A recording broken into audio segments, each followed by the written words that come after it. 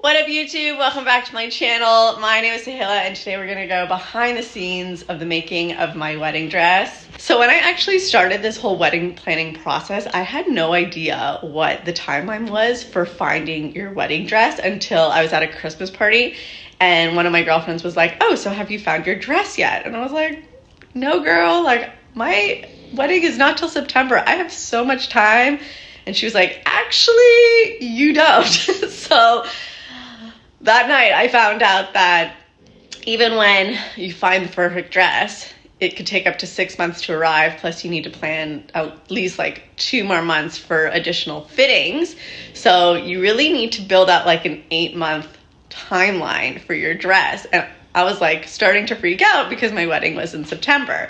So come January, I was booking appointments at all of these bridal boutiques in Toronto, getting my girls together and trying to find the perfect dress. I guess the kicker for me in this situation was even after visiting all of those bridal boutiques, I wasn't in love with any of the dresses. Like, sure, I like them, they're beautiful, but I just didn't feel like I had found the one.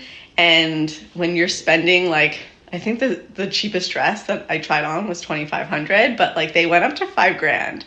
And when you're spending that much money on a dress, you want to freaking love it. You're going to be photographed in it. These photos are going to be plastered all over your house for the rest of your life. Like, you want to love your dress. So, you know, I just wasn't like loving any of the dresses. Plus I just felt pressured from the sales associates who were doing like a great job. But, you know, they're like, oh, you know, you better make your decision soon because we're going to put a rush on it, but it's going to be, you know, like an extra fee. And then still you're cutting it close with your timeline. So, you know, you better make a decision soon. Personally, I can say that I do not work well from a place of feeling pressured to do something. It's just an automatic no for me. I like to make my decisions from a place of confidence, and that doesn't happen when I feel under pressured and I'm basically being pushed to make a decision because I'm anxious. Not gonna happen. So instead I reached out to Susan Hart. She's this amazing seamstress here in Toronto, and she's also a personal family friend, and I asked her to help me make my dress. We started after I visited the Abbey in April, so a much shorter timeline, and we got it done really quick, and she did a spectacular job. I loved my dress. I think I spent about $4,500, but I'm sure that would go up or down depending on the fabric and the style you picked. But I ended up being so happy with my dress. So if you're a bride who is looking for that perfect wedding dress and is having a hard time finding it, or a hard time swallowing how much something that you don't love is gonna cost you, you know, the timelines, if that's not working for you, or making decisions under pressure is not working for you, I want you to know there are other options. Watch this video. You can see what it's like to have a custom dress made, and if it's for you, contact Susan Hart. She's amazing and I cannot recommend her more. So yeah, let's just get into this video. So a few weeks ago, my mom and I got back from Italy, and since then Adam and I have just been crazy busy cleaning the house and getting ready to move back in. So hello, welcome to our new office space.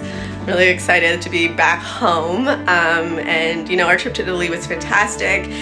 Seeing the Abbey was so inspirational. It really helped me finalize my design because, you know, I saw how big and grand it was, and I was like, maybe I should go a little bit bigger with the dress. So I was able to sketch it out and finalize the design and send it to Susan. So she's had it for a little bit, and we're gonna be doing my first fitting today in like the muslin slash cotton version. So it's gonna be rough, but I'm really excited to be getting this process going because we are like a month and a half away from the wedding, and it's really late in the game usually to have like this process not started yet. But Susan works really fast, and I feel really confident that we'll be able to get it done in time. And we have scheduled fittings for like essentially the next 4 weeks. So I think it's like one of the biggest things she's concentrating on right now. So I'm just really excited to see the dress come together and to start the process. When you're walking around, does that feel like it's staying, like the bustier feels like it's staying? Let's be a little bit tight.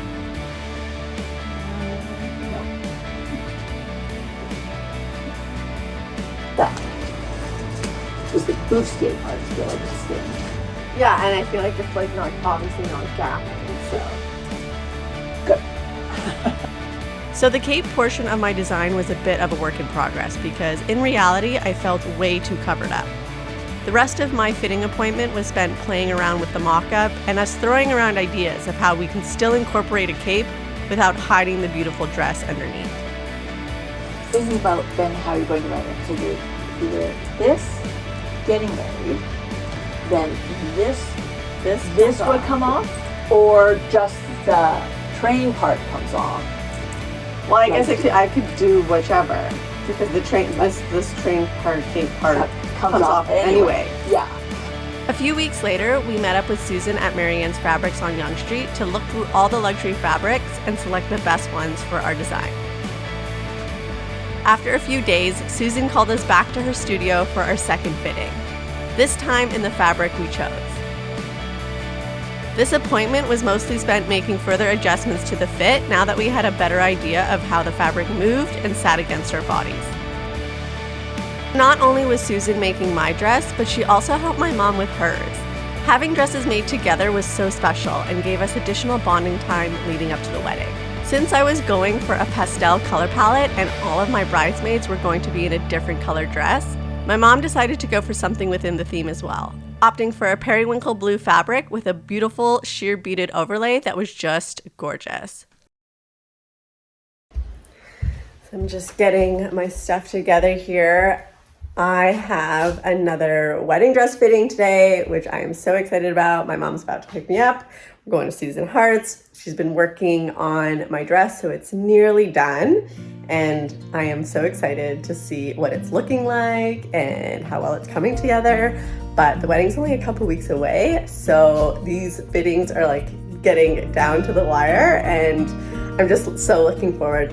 So far, I'm so happy with how things are turning out. So yeah, really excited about today's fitting. I also found these cute applique butterflies, which I thought I would bring to my fitting to share with Susan. We're gonna see which one looks best with the dress and, you know, sizing wise, but I'm really excited to see if we can incorporate some of these little butterflies into the dress. Take a deep breath. The cup seats. Oh, stick the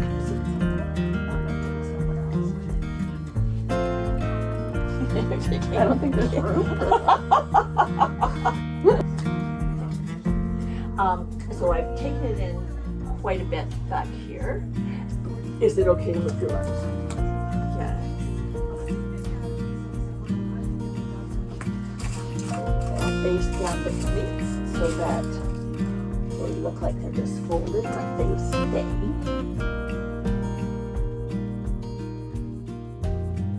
Does that feel better on your waist, the skirt? Because I pinched that in a little bit. Yeah, I feel like it should sit a little higher.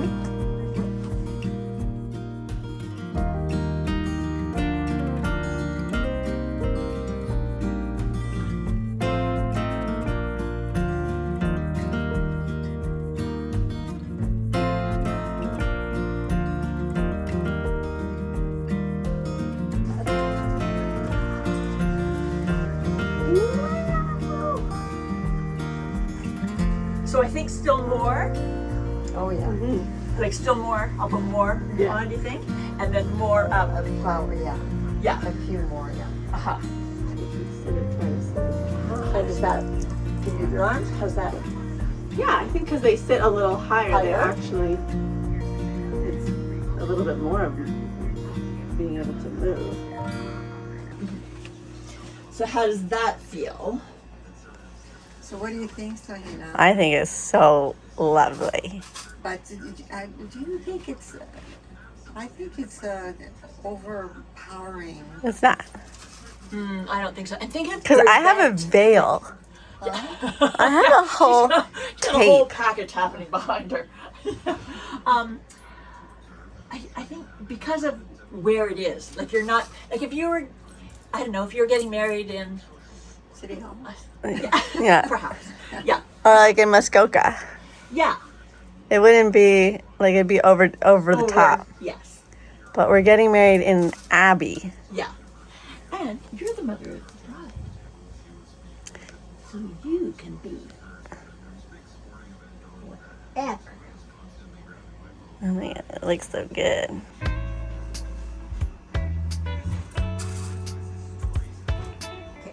Yep. Perfect. And Are here- you comfortable? I'm very comfortable. I mean, minus this girdle. Nothing to do. Beautiful. So we are 3 weeks out from the wedding, and my mom and Susan surprised me with an entirely new dress.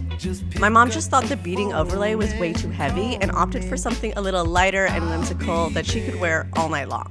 I also had finally chosen my wedding shoes. Instead of going for something designer, I got Susan to work her applique magic on these plain, blocky heels I found online at Mango.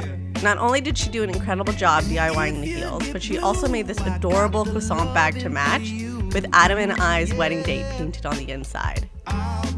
Now I felt ready for my big day. Your heartache, it kills me, but your loving, it thrills me. I'll be there. Whatever tomorrow may hold, I know you're the one. Oh, and how could I forget? Susan also made me this little party skirt with butterflies appliqued to it, which made for the perfect outfit transition into an evening of dancing. All right, guys, so that was the whole behind the scenes of the making of my wedding dress. I do have some other content coming out soon. I have a travel vlog for our honeymoon to Croatia coming out next. So if that's something that you'd be interested in, hit that subscribe button. Otherwise, don't forget to like this video, and I'll see you guys again next time. Bye.